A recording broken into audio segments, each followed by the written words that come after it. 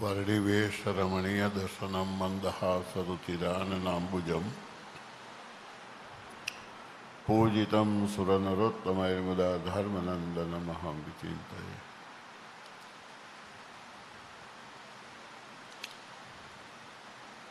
श्रीमद्भागवत पुराण महापुराण જેમાં ભગવાનના જીવન ચરિત્રના પ્રસંગો હોય અને એની કથાનું શ્રવણ કર્યા પછી જો મનમાં સંશય હોય તો પછી એનું વિવેચન, પ્રશ્નોત્તરી કે એના ઉપર કંઈ કહેવાની જરૂરિયાત ઊભી થાય. પણ સાથે સાથે ધર્મ સંકટ કે ભગવાનની કથાની ઉપર તમે વિવેચન શું કરી શકો? ભગવાનના ચરિત્ર ઉપર વિવેચન કરી શકાય ખરું? આ એક પ્રશ્ન છે. ભગવાન અંતર્યામી છે, મોક્ષના દાતા છે, કર્મફળ આપનારા છે અને પૂર્ણ પુરુષોત્તમ નારાયણ આખા બ્રહ્માંડોના, અનેક બ્રહ્માંડોના અધિપતિ છે, અંતર્યામી છે, સર્વેશ્વર છે, સ્વતંત્ર છે. એના આપણે વિવેચન કરનારા કોણ? આપણી પોતાની શક્તિ શું છે? એ ધર્મ સંકટ છે. છતાંય પણ એક ઉપદેષ્ટા તરીકે જે માર્ગ પ્રશસ્ત કરવામાં આવેલો છે એ માર્ગનું દર્શન કરાવવા રૂપી કાર્ય જે કરવાનું છે એટલા પૂરતું જ વિવેચન છે, બાકી કોઈ વિવેચન નથી. ભગવાનના કરેલા કર્મ, ચરિત્રો એની આપણે શું છણાવટ કરી શકીએ? આપણી શક્તિ બહારની વાત છે. પણ એમણે જે સિદ્ધાંત સ્થાપિત કરેલો છે, જે ચરિત્રના માધ્યમથી, ઉપદેશના માધ્યમથી, એ જે પથ છે, એ જે રસ્તો છે, એનું માર્ગદર્શન કરવાનું છે અને એને માટે આપણે વિચાર કરવાનો છે. એને ધ્યાનમાં રાખીએ આપણે કથાનું શ્રવણ કર્યું. કથામાં વારંવાર ઘણી વાતો પુનરાવર્તન તરીકે પણ આવી હશે. કથા, એનો મહિમા એ પણ બતાવવામાં આવ્યો. કથાનો હેતુ એ પણ બતાવવામાં આવ્યો. આવા ઘણા બધા પાસાઓ આ કથાની અંદર આપણને જોવા મળ્યા છે. મણકા ઘણા આવ્યા છે, પણ એને એક સૂત્રમાં જો પોરવવામાં આવે તો માળા થાય. આ બધાને એક સૂત્રની અંદર પોરવવાનું કામ જે છે, જે શાસ્ત્રકારોએ શાસ્ત્રોમાં કરીને ગયા છે, એ બતાવવાનું કામ તમારી પાસે છે. ઘણા બધા વ્યવસાય કરતા હશે, કોઈને દુકાન હશે, કોઈને મોટા સ્ટોર હશે, કોઈ અલગ અલગ વિવિધ પ્રકારની આઈટમોને વેચાણ કરતા હશે. પણ આ બધું બને છે ફેક્ટરીમાં. આપણે ત્યાં તો એનું સેલ થાય છે અને દુકાનદાર એ તમને બતાવે છે કે જો આમાં આ ખામી છે, આમાં આ ગુણ છે, આ લેવા જેવી છે, યોગ્ય છે, વગેરે વગેરે. એમ શાસ્ત્રની અંદર બન્યું છે બધું, પણ એને બતાવવાનું છે કે ગુણદોષ ક્યાં છે. શાસ્ત્રોમાં કોઈ દિવસ દોષ હોય નહીં, પણ શાસ્ત્રોની અંદર એક મોટામાં મોટો દોષ બતાવેલો છે જે આપણે જોઈ શકતા નથી. અને એટલા જ માટે શાસ્ત્રોની અંદર જે ચરિત્રો બતાવ્યા, જે પ્રસંગો બતાવ્યા, એના હેતુ બતાવ્યા. એ હેતુ પ્રસંગો એ આપણને માર્ગદર્શન કરે છે કે આ જો તમે નહીં કરો તો તમારું કલ્યાણ નથી. એ મોટો જે દોષ છે એનું દર્શન કરાવે છે. એનો અર્થ ભગવાનની ભક્તિ જો તમે ન કરો તો કલ્યાણ નથી. આ મોટો દોષ છે એનું દર્શન કરાવે છે ને એના માટે સમાધાન રૂપે આ કથાનું નિર્માણ થયું છે, શાસ્ત્રોની રચના થઈ છે અને એના મહાત્મા બતાવેલા છે. હું વધારે સમય નહીં લઉં. મારે તમને થોડુંક બતાવવાનું છે કે જે ચાલુ કથા પ્રસંગમાં આપણે સાંભળ્યું, અવારનવાર આપણે સાંભળ્યું.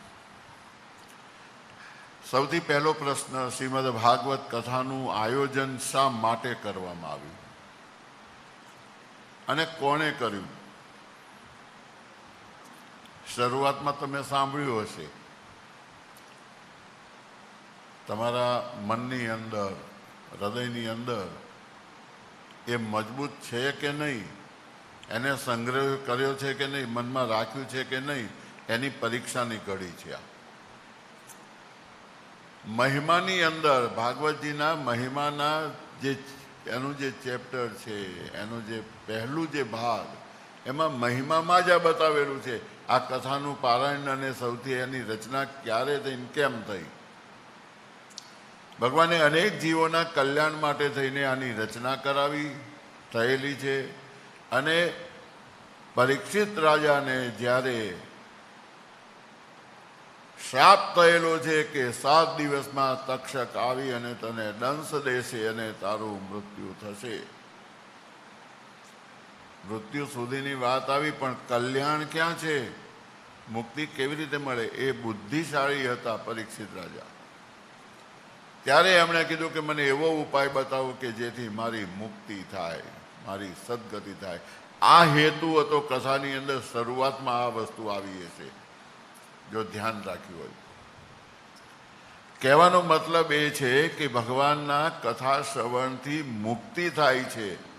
અને એટલા જ માટે કોઈ જ્યારે મૃત્યુ પામે અને અવગતિ થાય, એની આપણને જ્યારે પ્રતીતિ થાય અથવા શંકા પડે, કંઈ પણ થાય, તો એની મુક્તિ માટે થઈને આપણે ભાગવતજીની કથાનું અહીંયા શ્રવણ કરાવીએ છીએ અને આયોજન કરીએ છીએ. આ પણ હેતુમાં મૂકવામાં આવેલી વાત છે. આનો નિચોડ એક જ છે કે ભગવાનની ભક્તિ કરવાથી કલ્યાણ થાય છે, મોક્ષ પ્રાપ્તિ થાય છે. આ સિદ્ધાંત એક જ છે. બીજો એક સિદ્ધાંત છે, શ્રાપ જ્યારે થયો, યદુકુળનો નાશ થયો છે, પણ એક ટુકડો નાનો, એ માછલી ગળી ગયેલી હતી અને એમાંથી બાણ બનાવવામાં આવ્યું અને એ બાણ પૂર્ણ પુરુષોત્તમ નારાયણ ભગવાન શ્રી કૃષ્ણના ચરણમાં વાગેલું છે. શું ભગવાન જાણતા નહોતા? એ તો અંતર્યામી હતા. પણ આ ચરિત્ર દ્વારા ભગવાને 2 વસ્તુ સાબિત કરી છે અને કહેવા માગે છે, ઉપદેશ કરે છે, આપણને સાવધાન કરે છે. એક, હંમેશા સત્કર્મ કરો જેથી કરીને તમને દુષ્પરિણામ ભોગવવાનું આવે નહીં. ઋષિની મસ્કરી કરવા ગયા, પેટે તાંસળું બાંધ્યું અને ઋષિને કહે તમે ત્રિકાળદર્શી છો, આને શું અવતરશે, દીકરો થશે, દીકરી થશે, શું થશે, તમે કહો. ઋષિ તો દિવ્ય દ્રષ્ટિથી જોઈ ગયા, એ શ્રાપ આપ્યો કે આમાંથી જે નીકળશે તમારા કુળનો સંહાર કરશે. અને એમાંથી એક મૂષળ નીકળ્યું, એને ઝીણી રજ કરી નાખી, ટુકડો વધ્યો, ફેંકી દીધો દરિયામાં. પણ એમાંથી વનસ્પતિ થઈને એ વનસ્પતિના સાધન બનાવીને જ્યારે યદુવંશીઓ અંદર જ્યારે ઝઘડો કર્યા છે, લડાઈ કરી છે, એમાં બધાય મૃત્યુ પામ્યા છે. પણ ઓલો ટુકડો હતો એક રહી ગયો. અને યદુવંશનો એક દીપક શ્રી કૃષ્ણ પરમાત્મા પોતે હતા અને એમને પગમાં એ ટુકડાનું બાણ વાગ્યું અને એમને છે તે શરીર, પંચભૌતિક શરીરનો ત્યાગ કરી અને તિરોધાન લીલા કરેલી છે ભગવાને. અત્યારે તો આપણે ઘણી વખત સાંભળીએ કે ભગવાન મરી ગયા, ભગવાનનો પ્રાણ ત્યાગ થઈ ગયો, જે દિવસે ભગવાન મરી જશે ને તે દાડે આપણે જીવતા રહેશું? આપણે એકે નહીં રહીએ. ભગવાન કોઈ દિવસ મરતા નથી, એમને મૃત્યુ આવે જ નહીં. એ પોતાની ઈચ્છાથી લીલા ચરિત્ર કરે છે. એટલે ભગવાને લીલા ચરિત્ર કરીને દેહ છોડી અને સ્વધામ ગયા. પણ એમાં નિમિત્ત જે બન્યું છે એ લોખંડનો ટુકડો અને એનું બાણ. એની ઉત્પત્તિ ક્યાંથી થઈ? દુષ્કર્મમાંથી થઈ. મસ્કરી કરી એમાંથી એની ઉત્પત્તિ થઈને કર્મ થયું ખોટું, એનું પરિણામ ખોટું આવ્યું. એટલે શાસ્ત્રમાં લખાણું અવશ્યમેવ ભોક્તવ્યમ કૃત કર્મ શુભમ અને અશુભમ. શુભાશુભમ એ આ શબ્દ શાસ્ત્રમાં લખાયેલો છે. તમે જે કોઈ કર્મ કરશો એનું ફળ તમારે ભોગવવું પડશે. અને આ સનાતન સત્ય છે. એટલા માટે એ સનાતન સત્યને સ્વીકારીને નિર્માણ કરનાર પરમાત્મા પોતે પણ એને સિદ્ધ કરે છે. અને એટલે પરમાત્મા પેલા બાણથી એ પોતે પંચભૌતિક શરીર ત્યાગ કરે છે. આ એનો હાર્દ છે. અર્થાત હંમેશા શુભ કર્મ કરો. શુભ કર્મ કોને કહેવાય? કે જેણે ધર્મશાસ્ત્રથી, સિદ્ધાંતથી, સદાચાર તરીકે જે સ્વીકારેલા છે એ કર્મ કરવાથી જ હંમેશા શુભ કર્મ થાય છે અને એનું આપણને ફળ મળે છે. ત્રીજી વાત, તક્ષક નાગે આવીને દંશ કર્યો છે અને પરીક્ષિત રાજા એમનો પ્રાણ ત્યાગ થયેલો છે, શરીર ત્યાગ થયેલો છે. ભાગવતજીની અંદર એમ કહે છે કે સર્પદંશ થતાના પહેલા પરીક્ષિત રાજા એનું શરીર છૂટી ગયું છે અને એમનો આત્મા વિમાનમાં બેસી અને ભગવાનના ધામની વિશે ગયેલો છે. દંશ તો પછી થયો છે અને એ દંશ થયા પછી પરીક્ષિત રાજા એનું શરીર ભસ્મ થયું. જેને શરીરને દંશ દીધો છે, આત્માને દીધો નથી. આત્મા અજર અમર છે. સુખ દુઃખ આત્માએ ભોગવવાનું છે. શરીર છે એ એનું સાધન છે. આપણે શરીરને માટે રોઈએ છીએ, આપણા કર્મ માટે નથી રોતા. અને જ્યારે આવી પરિસ્થિતિ ઉત્પન્ન થાય અને કર્મના આધીન જ્યારે અસદગતિ થતી હોય છે ત્યારે આ સત્કર્મ રૂપી કર્મ કરીને એને સુધારીને એની મુક્ત ગતિ આપણે અપાવીએ છીએ. જે 7 દિવસની અંદર પ્રાયશ્ચિત રૂપે ભાગવતજીની કથા થઈ, એમણે શ્રવણ કર્યું, સત્કર્મ કર્યું અને એમની મુક્તિ થઈ. આ સિદ્ધાંત અહીંયા બતાવવામાં આવે છે. એના પછીની છેલ્લી વાત, સમાપ્તિ, ચાલુ કથા પ્રસંગની સમાપ્તિ થઈ. પાછળ કીર્તન પણ ગવાયું. એમાં પણ તમે શબ્દ સાંભળો કે જે પરમાત્માની ભક્તિ કરે છે એ મુક્તિને જરૂર પાવન એને મળે છે, એ પાવે છે. પાવે છે શબ્દ એમાં આવ્યો, એને મળે છે. આ જ વાત શિક્ષાપત્રીમાં ભગવાન સ્વામિનારાયણે લખી છે કે ગમે એટલો મોટો બ્રહ્મવેત્તા હોય, જાણકાર હોય અને વેદ શાસ્ત્ર પુરાણ બધાનું એને જ્ઞાન છે, પણ જો એ ભગવાનની ભક્તિ નથી કરતો તો અધોગતિને પામે છે. આ ભગવાન સ્વામિનારાયણનો સિદ્ધાંત, શિક્ષાપત્રીનો સિદ્ધાંત, આ બધા શાસ્ત્રો જે છે એ આપણને માર્ગદર્શન કરે છે. અને એ માર્ગદર્શન ઉપર ધ્યાન રાખીને ભગવાનની આજ્ઞા, સિદ્ધાંત, બતાવેલા જે નિયમો, એનું પાલન કરીને ભગવાનની ભક્તિ આપણે કરીએ તો આપણું અકલ્યાણ થાય નહીં અને આપણે હંમેશા પરમાત્માના ધામમાં વાસ કરીને રહી શકીએ. આ સિદ્ધાંત ધર્મશાસ્ત્ર તથા પારાયણ દ્વારા, ભગવાનની ભક્તિ દ્વારા પ્રાપ્ત થાય છે. આ સનાતન સિદ્ધાંત છે. એ જ આખા ભાગવતજીનો સાર છે. શ્રીમદ ભગવદ્ ગીતાજી, ભાગવતજીની અંદર ભગવાનનું ચરિત્ર આવે છે. ચરિત્રમાં મહાભારતનું યુદ્ધનું પણ ચરિત્ર આવે અને એમાં અર્જુનજીને ઉપદેશ કરે ત્યારે ભગવાનના એક શબ્દ છે, એક શ્લોક છે, સર્વધર્માન પરિત્યજ્ય મામેકમ શરણમ વ્રજ. બધા ધર્મને વિચારો છોડી દો, મારા શરણે આવો. આ પરમાત્માનો સિદ્ધાંત છે. જે કંઈ તારા સાદકર્મ હશે, દુષ્કર્મ છે, પણ મારી આજ્ઞાથી જ્યારે શરણમાં આવીશ તો તારા એ બધા કર્મથી મુક્ત કરાવી, એનાથી મુક્ત કરી, એમાંથી છોડાવી અને હું તને મુક્તિ આપીશ. આ ભગવાન કહી શકે, બીજો કોઈ કહી શકે નહીં.